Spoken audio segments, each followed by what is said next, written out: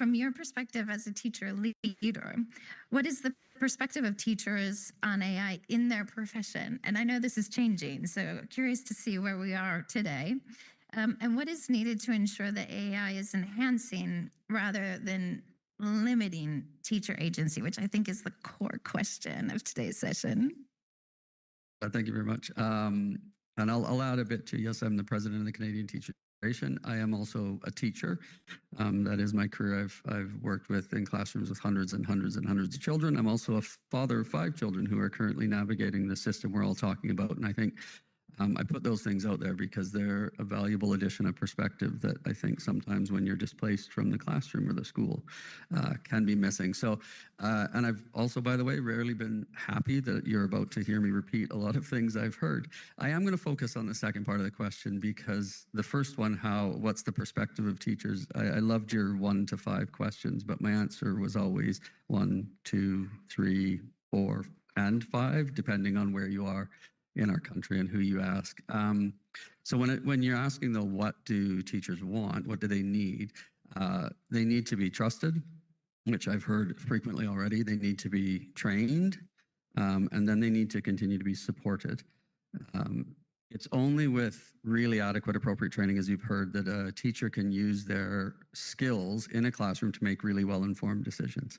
And I think that's what we're talking about here is the safe use of AI in classrooms.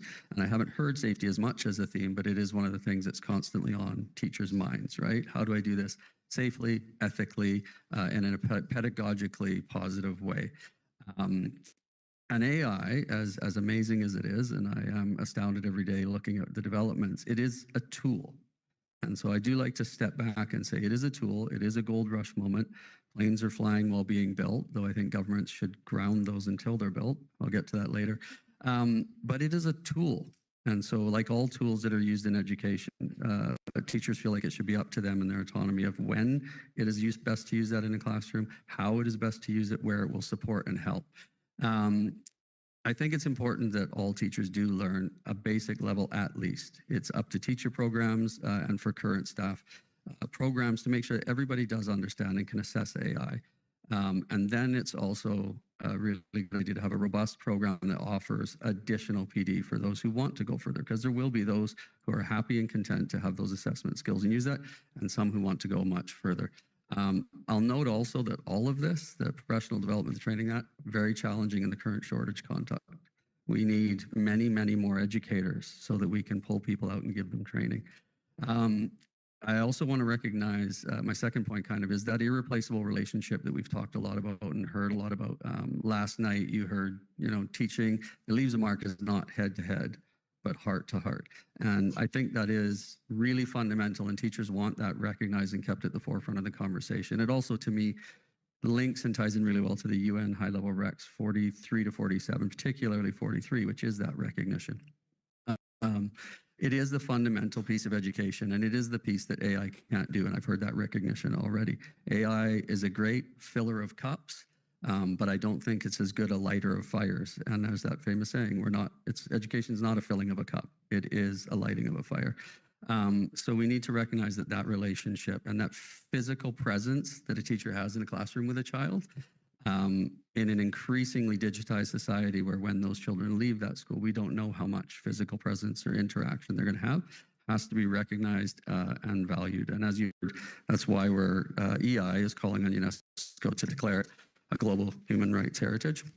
And then the third point I want to make 20, but is representation and social dialogue. And that is educators want to be genuinely at every table. And then genuinely, I use that word intentionally, in the design, the piloting, the evaluation of any AI system, particularly if it's being intentionally designed for education. And that is because, frankly, often non-educators at a distance from the system are designing these things, often, again, frankly, with a different motivation, right? So it's important that teachers are there at the table at the beginning. And in this instance, I think of something I teach every kid I've ever had go through my school, which is governments, ministries have to be very careful. I tell children, what you do yells at me so loudly, I cannot hear what you say. So you have to have genuine, you have to get them to the table at the very beginning, make sure that interaction is valid and not you come in at the beginning, we listen to what you say, and then we go and do the work and dump something on you a year and a half later. They need that.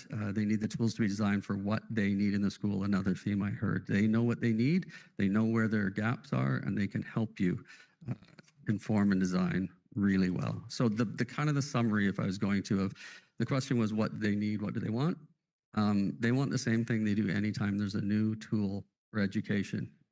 They want AI, which is an incredibly amazing and has great potential, but it should be used to allow them, free them up to the tasks it can do, to do the tasks that only they can do, and that we will not have machines doing anytime soon. Thank you.